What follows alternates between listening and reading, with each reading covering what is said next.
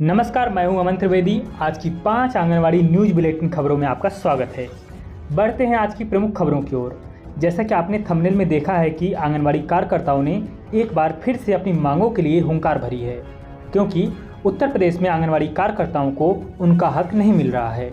गोरखपुर में अपनी 7 सूत्री मांगों के लिए आंगनवाड़ी कर्मचारी व सहायिका एसोसिएशन ने धरना देकर डीएम कार्यालय तक रैली निकाली। सैकड़ों आंगनवाड़ी कार्यकर्ता हाथ में तख्तियां लेकर डीएम कार्यालय पहुंची। यहां डीएम के अनुपस्थित में एसीएम को ज्ञापन दिया गया। राज्य कर्मचारी महासंघ कार्यालय, आंगनवाड़ी कर्मचारी व सहायिका एसोसिएशन उत्तर प्रदेश के कैंप कार्यालय परिसर में प्रदेश अध्यक्ष गीतांजलि मौर्य ने कहा कि केंद्र व राज्य सरकार की योजनाओं में आंगनवाड़ी कार्यकर्ताएं ईमानदारी से सहयोग करती हैं। इसके बावजूद भी आंगनवाड़ी कार्यकर्ताओं की मांगों पर सरकार के द्वारा कोई भी विचार नहीं किया जाता है। उन्होंने कहा कि अगर 10 दिन के भीतर आंगनवाड़ी कार्यकर्ताओं की समस्याओं का समाधान न हुआ तो अनिश्चितकालीन हड़ताल की ओर जाएंगी। तो इस तरह से प्रदेश अध्यक्ष गीतांजलि मौर्य ने सरकार के समक्ष आंगनवाड़ी कार्यकर्ताओं की मांगों को रखा एवं 10 दिन के अंदर उन समस्याओं का निस्तारण करने की बात भी कही गई है। आप यहाँ पे देख पा रहे हैं, सैकड़ों की संख्या में आंगनवाड़ी कार्यकर्ताएं वहाँ पर पहुंची थी धरना देने, और इस तरह से आंगनवाड़ी कार्यकर्ताओं के द्वारा रैली भी निकाली गई थी। आपको बता दें कि उत्तर प्रदेश और बिहार में आंगनवाड़ी कार्यकर्ताएं लगातार अपनी मांगों के लिए सड़कों पर संघर्ष कर रही हैं, किंतु सरकार की तरफ से केवल ज्ञापन लेकर आश्वासन ही दे दिया जाता है। आपको क्या लगता है कि सरकार आंगनवाड़ी कार्यकर्ताओं की मांगों को क्यों अनसुना कर देती है? कमेंट करके जरूर बताएं एवं आंगनवाड़ी कार्यकर्ताओं के इस सराहनीय कार्य के लिए वीडियो को लाइक एवं चैनल को सब्सक्राइब जरूर कर लें।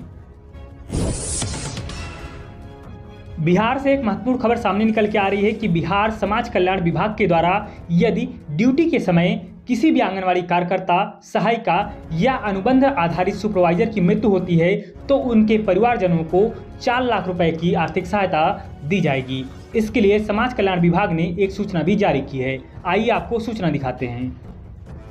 जैसा कि आप यहाँ पे देख पा रहे हैं, समाज कल्याण विभाग आईसीडीएस निदेशालय सेवा काल में मृत आंगनवाड़ी सेविका, सहायिका एवं अनुबंध आधारित महिला पर्यवेक्षिकाओं के आश्रितों के लिए आवश्यक सूचना। सभी संबंधित को सूचित किया जाता है कि समाज कल्याण विभाग के संकल्प, यहाँ पे संख्या दी गई है 25 अगस्त 2015 के द्वारा सेवा काल में मृत आंगनवाड़ी सेविका, सहायिका एवं अनुबंध आधारित महिला पर्यवेक्षिकाओं के आश्रितों को बिहार सरकार के द्वारा अनुग्रह अनुदान हेतु 4 लाख रुपए निर्धारित है।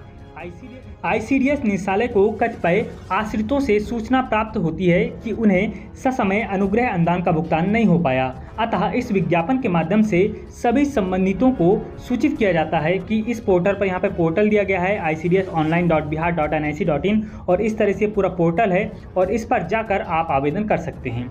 तो इस तरह से अगर आपके आसपास भी कोई ऐसी आंगनवाड़ी कार्यकर्ता थी जिनकी मृत्यु हो चुकी है तो आप उनके परिवारजनों को बता सकते हैं कि वो भी पोर्टल पर जाकर आवेदन कर सकते हैं, जिससे उनको भी सहायता धनराशि मिल सके। इसकी कोई लास्ट डेट नहीं है, आप कभी भी इसका आवेदन कर सकते हैं। जैसा कि आप सभी को पता है कि मध्य प्रदेश में जो आंगनवाड़ी कार्यकर्ताएं थी उनके मानदेय में 3000 रुपये की वृद्धि की गई एवं जो सहायिकाएं थी उनको कहा जा रहा था कि उनको 6500 रुपये का मानदेय मिलेगा, इसकी घोषणा की गई थी एवं आंगनवाड़ी कार्यकर्ताओं को 13000 रुपये मानदेय देने की घोषणा की गई है।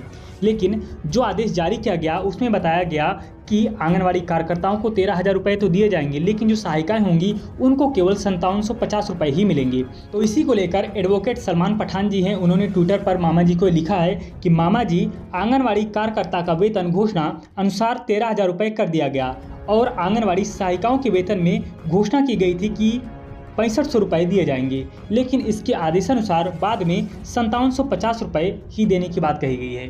तो एक ऐसा भेदभाव है। तो इस तरह से बिल्कुल सही बात है, आंगनवाड़ी जो कार्यकर्ता हैं उनके मानदेय में तो 3000 रुपये की वृद्धि की गई, लेकिन जो सहायिकाएं हैं उनको कहा जा रहा था कि पहले 6500 रुपये दिए जाएंगे, लेकिन अब 5750 रुपये ही देने की बात कही जा रही है, जिससे जो सहायिकाएं हैं उनमें रोष देखा जा रहा है। अगर आप ये वीडियो मध्य प्रदेश से देख रही हैं तो कमेंट करके जरूर बताएं कि क्या इस तरह से आंगनवाड़ी कार्यकर्ताओं के साथ एवं जो सहायिकाओं के साथ व्यवहार किया जा रहा है वहाँ पे उचित है या नहीं उचित है, कमेंट करके जरूर बताएं।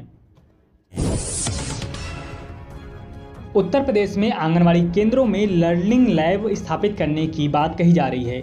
हाथरस में खबर है कि 7 आंगनवाड़ी केंद्रों में बनेंगी सीखने के लिए प्रयोगशालाएं। यहां पर लर्निंग लैब के माध्यम से जो आंगनवाड़ी केंद्र के जो लाभार्थी होंगे उनको सिखाया जाएगा। यह ऑनलाइन ऑडियो एवं वीडियो के माध्यम से यहाँ पर शिक्षा दी जाएगी एवं आंगनवाड़ी केंद्रों का जो चयन है उसका प्रस्ताव भेज दिया गया है। तो इस तरह से अभी हाथरस में चालू हुआ है। हाथरस में जो 7 आंगनवाड़ी केंद्र है उनका चयन किया गया है और इन 7 आंगनवाड़ी केंद्रों में जो लर्निंग लैब है इसका स्थापना की जाएगी और इसके माध्यम से जो वहाँ पर बच्चे होंगे उनको सिखाया जाएगा।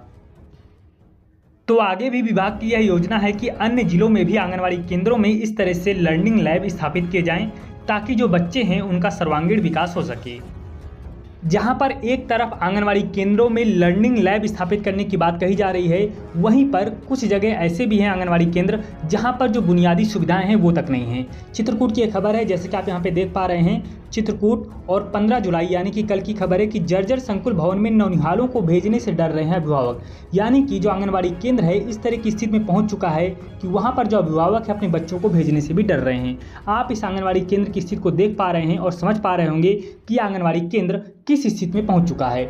चित्रकूट की एक खबर है कि बुनियादी सुविधाएं मुहैया कराने के दावे को लेकर सरकार लगातार धरातल पर असफल हो रही है, क्योंकि आंगनवाड़ी केंद्रों में जो बुनियादी सुविधाएं हैं वो तक नहीं हैं। तो इस तरह से सरकार के द्वारा लगातार कहा जाता है कि हम आंगनवाड़ी केंद्रों को आधुनिक कर रहे हैं, मॉडर्न कर रहे हैं, आंगनवाड़ी केंद्रों में सभी सुविधाएं मुहैया करा रहे हैं, लेकिन आंगनवाड़ी केंद्रों का किस तरह से विकास हो रहा है इस तरह की खबरों से पता चल जाता है। अगर आपके आसपास भी कोई ऐसा आंगनवाड़ी केंद्र है तो हमें कमेंट करके जरूर बताएं।